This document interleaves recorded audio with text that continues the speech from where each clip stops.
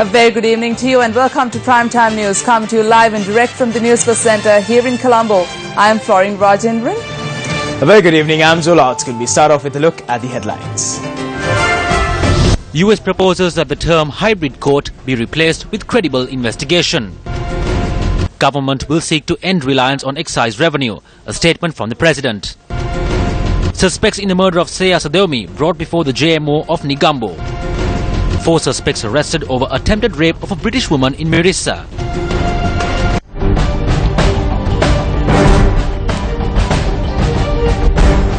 President Maithripala Sirisena said today that the government has drawn its attention towards recouping revenue without relying on excise duties. The President expressed these views today at the 64th anniversary celebration of the All Ceylon Excise Sergeants and Regulators Association. The event was held at the new town hall in Colombo. When it comes to government policy, I always attempt to look at where we can recoup state revenue without relying on excise duty. As far as we know, intoxicants have been around ever since human beings evolved. Throughout the world, we are seeing an increase in people using intoxicants. Since in present, even school children are being drawn into the use of intoxicants by various base smugglers. As a government, we are looking at how we can save the children, the youth and the people as a whole from this. This is the government's primary goal. In order to have a healthy society for the good of the country, we must try as much as possible to prevent people from using intoxicants.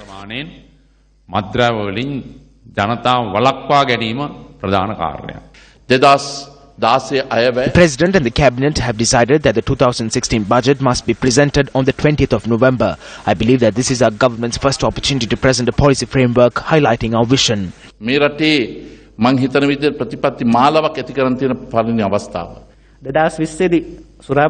In order to reduce excise income by 2020, we need to set targets for how many taverns we will close this year and how much we will curb cigarette production, be it 10% or otherwise, but we cannot see it happening because as soon as the President says so, the officials at the Treasury start whining.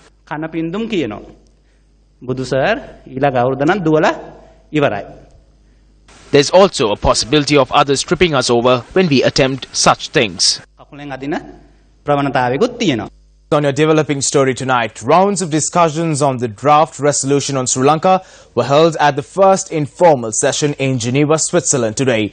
Speaking at the discussion, the United States had proposed that the term hybrid court, as recommended by the High Commissioner in his report, be replaced with the term credible investigation. Discussions were held among the core group of the UN on the draft resolution on Sri Lanka, which is scheduled to be tabled on the 30th of this month. Joining the informal session, US Representative to the UN Human Rights Council in Geneva, Keith Harper, said that as the term hybrid court is open to various interpretations by the people, it would be suitable to change the phrase. Expressing his views at the session, Sri Lanka's permanent representative to the UN in Geneva, Ravinatha Ariyasinghe, briefly echoed the statement made by Foreign Minister Mangala Samaravira on the 14th of this month at the UNHRC.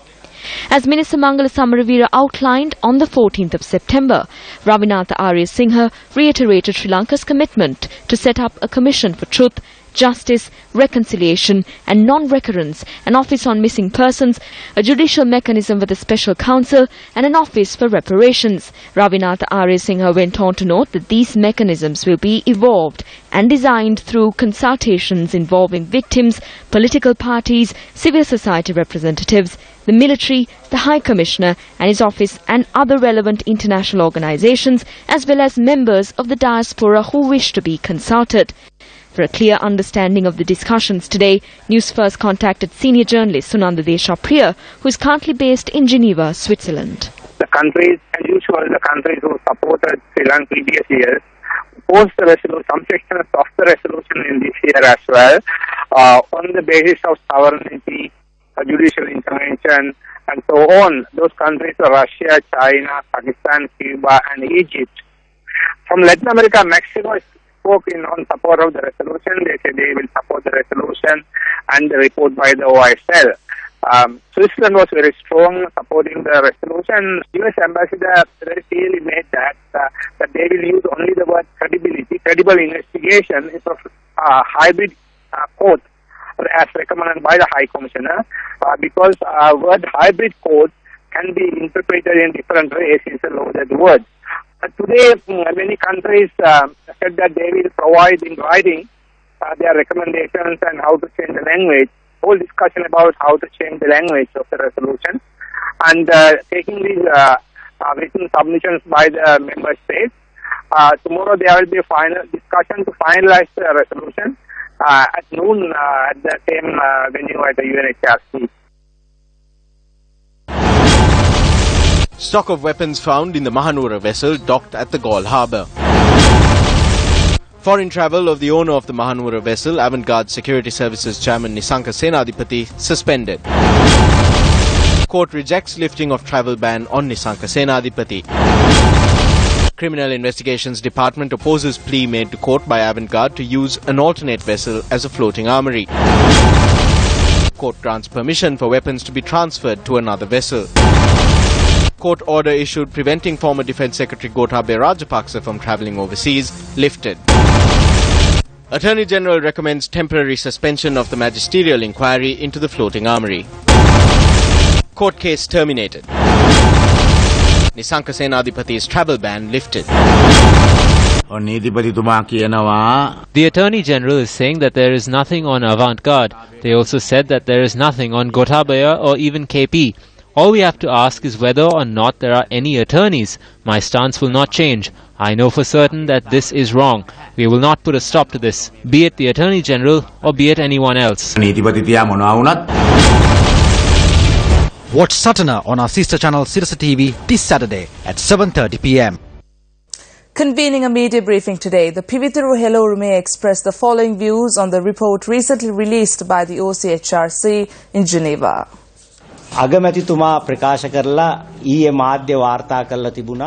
The Prime Minister has made a statement as reported by the media yesterday, saying that those who are spreading false statements on the Geneva report will be subjected to rigorous punitive measures. We would like to tell this government that if we were afraid of the ghost, we would not build our houses at the graveyard. So even if you show us the court, the prison or even the gallows, we cannot be silenced. The Beddegama adaptation of Leonard Woolf's novel says at one point that Beddegama was tried at court on murder charges. The hearing took place in English. The character Silindu did not know English. So this hybrid criminal court shows that our soldiers will have to face the same unfortunate situation similar to what Silindu faced. අනාගතයේ අපේ රණවිරුවන්ට මූණ දෙන්න වෙනවා කියන එකයි මේ දෙමුහුන් අපරාධ අධිකරණයෙන් පෙන්වා දෙන්නේ.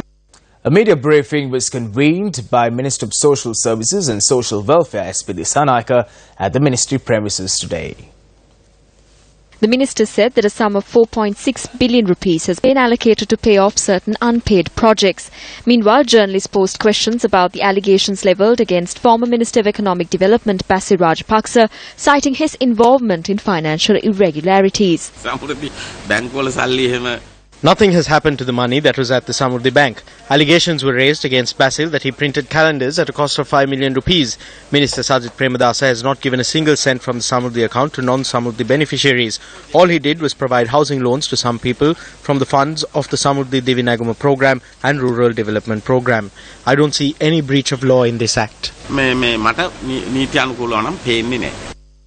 Speaker Karu Jayasuriya chaired a meeting in Parliament today on the future activities of the Constitutional Council. Issuing a statement on the meeting, the Deputy Speaker's office noted that 3 points were taken up for discussion. It was agreed at the meeting held today to obtain approval in Parliament tomorrow for the 3 civil nominees for Constitutional Council, Dr. A.T. Ratna, Dr. Radhika Kumaraswamy and President's Council Shipli Aziz. It was also decided to extend the deadline for the submission of nominations for the independent commissions until the 30th of this month. The Constitutional Council is to be established prior to the 15th of October. Leader of the Lanka Samasamaja Party and former Minister Professor Thissa Vitharana filed a fundamental rights petition at the Supreme Court requesting that he is provided a seat in Parliament as a National List MP. Professor Thissa Vitharana, in his petition filed by Attorney-at-Law S. Ekanayaka, says that his name was included in the list of National List candidates prior to the recently concluded general election. He adds that this list was published by way of gazette by the Elections Commission as well. However, Professor Thisavitharana says that following the release of the results of the election, instead of the names which were gazetted by the Elections Commissioner, those who were defeated in the election were appointed to the national list, causing injustice to him. Professor Thisavitharana has prayed for an order of the Supreme Court revoking the national list appointments made thus far and to appoint him as an MP. The two suspects who have been arrested in connection with the brutal murder of Seya Sademe in Kotadeniyawa have been submitted to the Judicial Medical Officer in Negombo.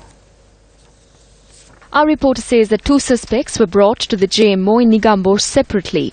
The suspects were subsequently remanded until the 28th of this month. Police are also investigating the contents of a computer belonging to the 17-year-old suspect who is now in custody. Demonstrations were held across the island today as well, demanding that authorities reveal the identities of the killers and calling for the imposition of the death penalty. When I heard about this on the TV yesterday, I felt like shouting and crying. Parents, open your eyes. If they don't have anyone to execute the culprits, I will continue doing my job as a vade seller, and at the same time I will sign up as an executioner. I live in a house made out of planks. How will I feel if my child was taken out of my home in the middle of the night? Approve capital punishment in Parliament. If there is anyone opposing it in Parliament, then punitive measure should be taken against them.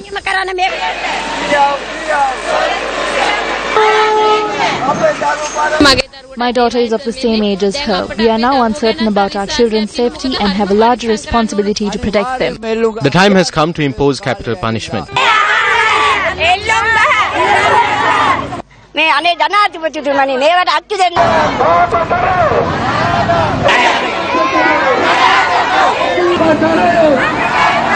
His Excellency and the IGP shall receive many blessings if the law to hang such suspects are passed in a land that is sacred as ours.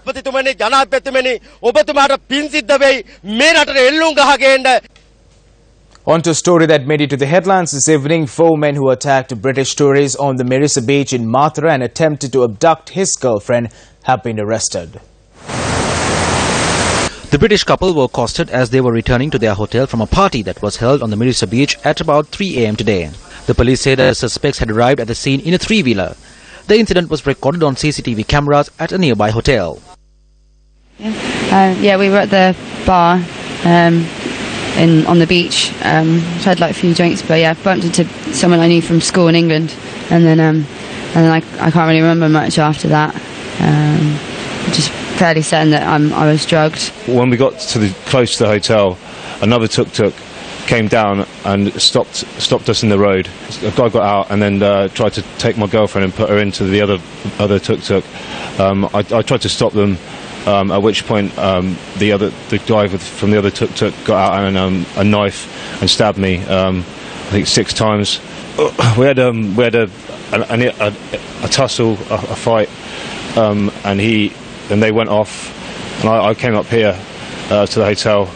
I carried my girlfriend up, and then sought medical help from local services. Everyone has been absolutely great about this. The police have been exceptionally good. 3 employees at the restaurant and the driver of the three-wheeler have been arrested and are to be produced in court tomorrow. A youth who molested a boy in the Hibudava area in southern Lanka, Pannala, was captured by area residents.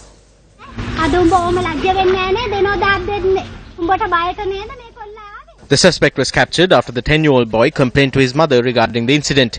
The 18-year-old suspect was nabbed last evening and handed over to the police. The police said that the victim was admitted to the Kuliapetia base hospital for medical examination and to receive treatment.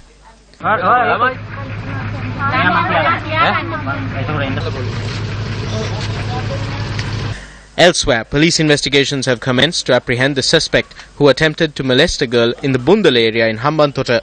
According to the police, the suspect entered the victim's house last night in an attempt to molest her, but fled the scene when a shouting awoke her parents.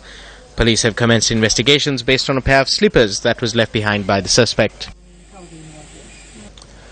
The suspect in connection with the murder of a father, mother and child in the Galpathy area in Naivala Minuwangoda was produced before the Gampa Magistrate Court once again today.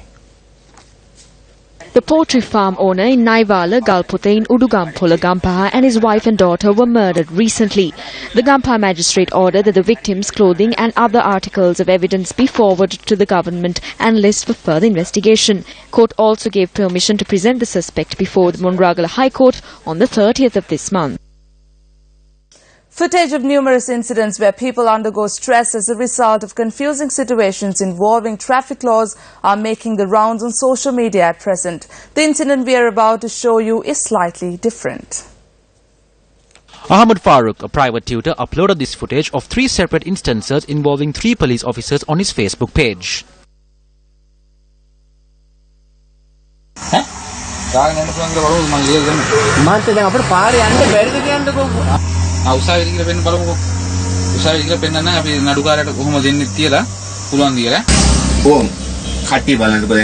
What am I to do about their lack of knowledge? I feel like I would like to lead a life with no driving or vehicles at all.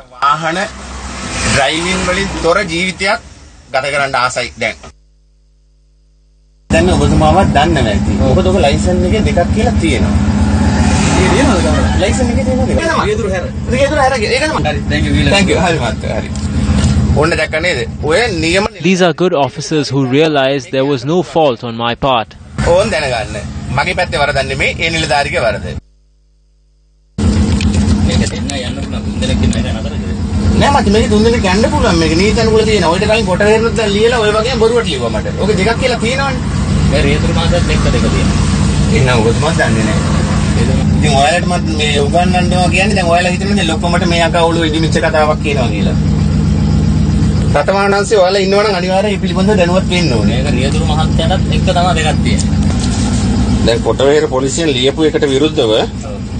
I went against what the Kotahena police said. Look at the date he has put down. They want me to come to court on the 24th. It's a holiday and I will be wasting my time.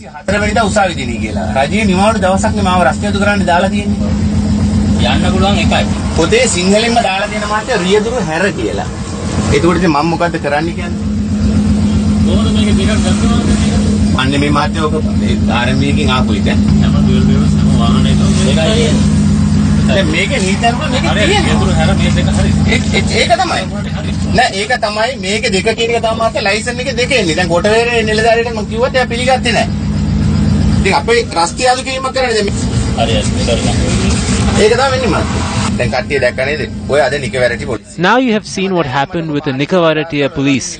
I cannot be teaching them the law for as long as I am driving this vehicle. At least you can go and say this to the heads of the traffic police. Newsfirst contacted the driver regarding the confusion. The book says that 2 passengers can be taken, but they refuse to accept it. That is not my fault. This is what has been printed. We made inquiries regarding this matter from the Commissioner General of Motor Traffic. I conducted inquiries too. We are talking about a vehicle registered on the 28th of March 2012. Due to some error, the number of seats in this vehicle had been noted as 2. So there has been a fault during the registration. So we will act as soon as possible to get the vehicle to the Department of Motor Vehicles in order to rectify the situation. Importers say that the depreciation of the rupee against the US dollar could cause the prices of imported goods to rise further. Wholesalers in Petah say that the prices of several goods including sugar, dal, cowpea and chili have already risen as a result of taxes imposed recently by the government.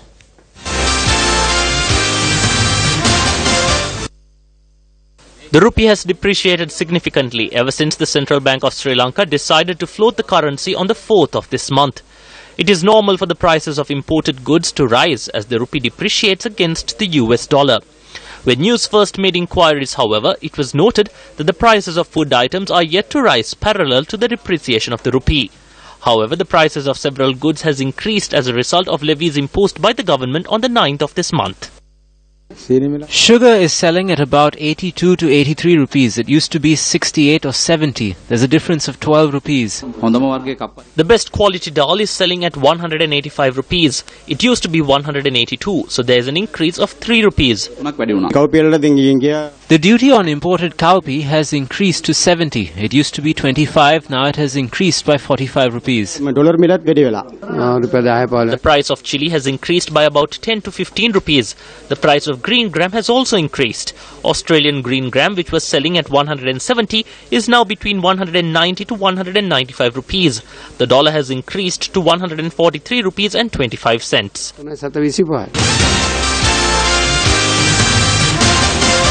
A commemoration lecture on M.A. Bakir Markar was held in Colombo today. M.A. Bakir Markar was the last speaker of the old parliament and the first speaker of the new parliament. The M.A. Bakir Markar Memorial Lecture was delivered by world-renowned academic and philosopher Professor Tariq Ramadan, who was once regarded as one of the top 100 most influential people in the world by Time magazine. The lecture was delivered on the topic pluralism and its contemporary challenges. Pluralism is a fact. Now we have to deal with it and try to find solution, and it starts also with our mind, with our intellect, with our way of putting things and understanding things, while we should at the same time do something which is quite a challenge, but it's very important. When we speak about pluralism, we should be at the same time rooted in our tradition and open to the other traditions. So how is it that you are open and at the same time confident with who you are? Any political project, social project, cultural project, which is asking you to be within while you are not in peace within yourself, is not going to work. The common narrative should be inclusive and helping every one of us in his or her tradition, religious, cultural, or whatever, at peace with herself or himself and at peace with the common narrative. The annual conference of the Organization of Professional Associations 2015 under the theme Innovation and Technology for Sustainable Development was held in Colombo today. The UN's resident representative in Sri Lanka, Subine Nandi, addressed the event. We are working very closely with the Office of His Excellency the President to make his first appearance in New York at the General Assembly session, at the Sustainable Development Goals Summit, which is a special plenary of the General Assembly.